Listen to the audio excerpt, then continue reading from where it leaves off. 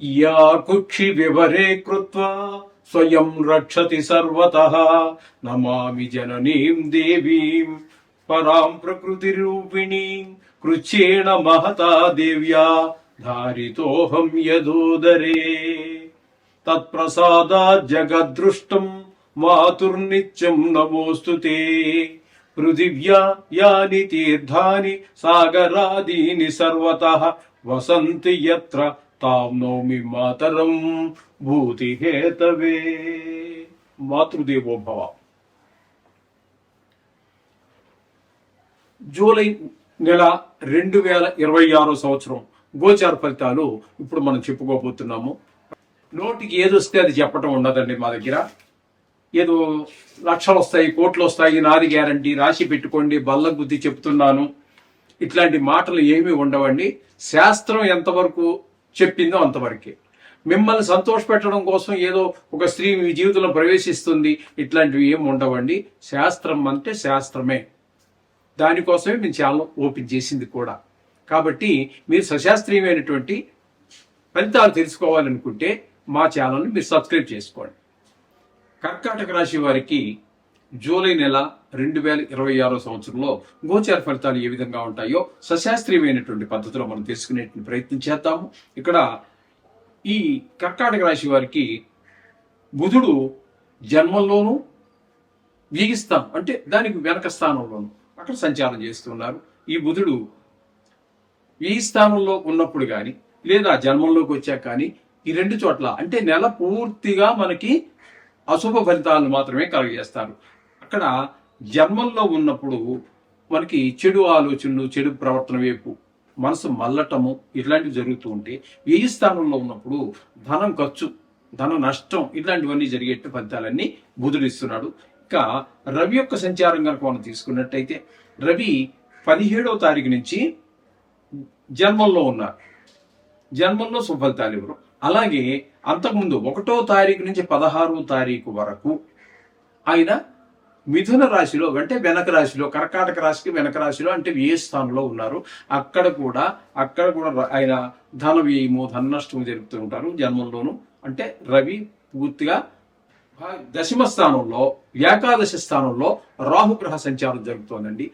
దీన్ని ఏకాదశి స్థానం అంటే లాభస్థానం అంటారు. మీరు ఏ పని మొదలెట్టినప్పటికీ కూడా అందులో మీరు ప్రావీణ్యం సంపాదించగలుగుతారు. మీకు ధనం, మీరు ఎక్కువ కష్టపడకపోయినప్పటికీ కూడా మీకు ధనం బాగా అంటే తక్కువ కష్టంతో ఎక్కువ లాభాన్ని పొందగలుగుతారు. అంటే శ్రమకి మించినటువంటి లాభాలన్నీ వస్తూ ఉంటాయి మీరు ఏ పని మొదలుపెట్టినా సరే. అంచేత ఇక్కడ రాహు మీకు అత్యంత అనుకూలంగా ఉన్నాడు. ఇక వ్యయస్థానంలో శని యొక్క సంచారం జరుగుతుంది. శని యొక్క సంచారం వ్యయ స్థానంలో అంటే ఏలినాటి శని, సాడే సాత్ అంటారు.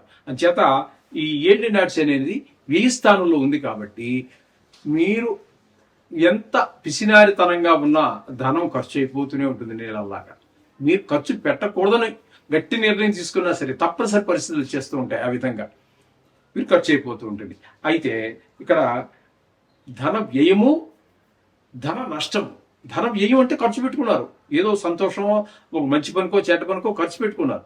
ధన నష్టం అంటే మనం ఎక్కడో ట్రైన్ ఎక్కినప్పుడు, బస్సు ఎక్కినప్పుడు ఎవడో పర్స్ కొట్టేశాడు, లేకపోతే 4 మాయ మాటలు చెప్పి బురుడి కొట్టించి 2-3 లక్షలు కాజేశాడు. ఇట్లాంటివన్నీ దీన్ని ధన నష్టం అంటాం, దీన్ని వ్యయం అన్నాం. అంచేత ధన నష్టము జరిగే అవకాశం ఉన్నది, ధన వ్యయము జరిగేటువంటి అవకాశం ఉన్నది. అలాగే శత్రు భయము, మనోవిచారాలు ఇట్లాంటివన్నీ కూడా కొంతమందికి కళతర నష్టం కూడా జరిగే అవకాశం మనకి గోచరిస్తుంది. శని యొక్క ప్రభావం చాలా తీవ్రంగానే ఉంటుంది చెప్పుకోవాలి ఈనాటి శనిలో. ఓకే, ఈ విధమైన పరిస్థితి అంతా మొత్తంగా మనకి ఈ మేషరాశి వారికి గోచరిస్తోంది. ప్రతి రాశికి కూడా కొన్ని గ్రహాల అనుకూలత, కొన్ని గ్రహాల ప్రతికూలత ఉండనే ఉంటాయి.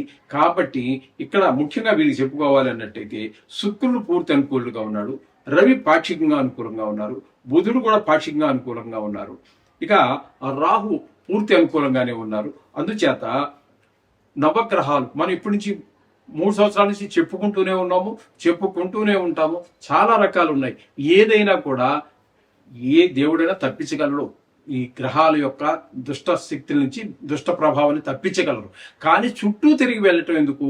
ఈ నవగ్రహాలు అనేది కేవలము పూర్తిగా ఈ దోషాలను తొలగించడానికి మంచి చోట్ల, మంచి స్థలంలో గనక ఉన్నట్టయితే, మంచి ప్రదేశంలో గనక ఉన్నట్టయితే ఈ రాశి చక్రంలో మనకి మంచి ఫలితాలు ఇవ్వడానికి, చెడు స్థానంలో ఉంటే చెడు ఫలితాలు ఇవ్వడానికే ఏర్పాటు చేయబడినాయి. కాబట్టి అందుగురించే నేను పెద్ద కష్టమైనటువంటిది కాదు, మీ నోటికి 3 సంవత్సరాల నుంచి చదువుతుంటే 1.5 నిమిషంలో చదివేచ్చేవాడిని, లేదా 2 నిమిషాల టైం.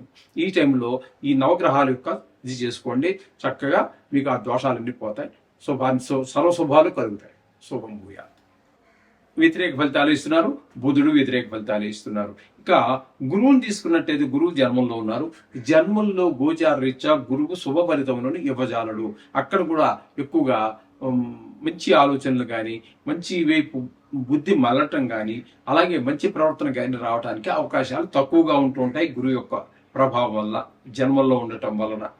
అలాగే శుక్రుని యొక్క సంచారం కనుక మనం తీసుకున్నట్టయితే ఇక్కడ జన్మంలో 4 రోజులు, ద్వితీయ స్థానంలో ఒక 5వ తారీఖు నుంచి నెలాఖరు వరకు 2 స్థానాల్లోనూ కూడా జన్మంలో ఉన్నప్పుడు మంచి ఆలోచనలు, మంచి ప్రవర్తన చూపిస్తే, ఇక ద్వితీయ స్థానం అయినటువంటి సింహంలో 25 రోజులు, 26 రోజులు ఉంటున్నారు. కాబట్టి ఇక్కడ అది ధనస్థానం అంటారు, కుటుంబ స్థానం అవుతుంది. కాబట్టి ఇక్కడ మీకు ధనానికి లోటు లేకుండా చూస్తారు. అలాగే షేర్ మార్కెట్లో పెట్టుబడి పెట్టేటటువంటి వారికి, సినిమా రంగంలో వారికి, అలాగే ఈ టీవీ రంగంలో వారికి కూడా శుభకరమైనటువంటి ఫలితాల్ని శుక్ర భగవానుడు ప్రసాదిస్తూ ఉన్నారు. ఇకపోతే అష్టమ స్థానంలో రాహుగ్రహ సంచారం. అష్టమ స్థానం అనేటువంటి ఆయుస్థానము. కాబట్టి ఈ స్థానంలో ఈ గ్రహం ఉండటం అనేది వాంఛనీయము కాదు.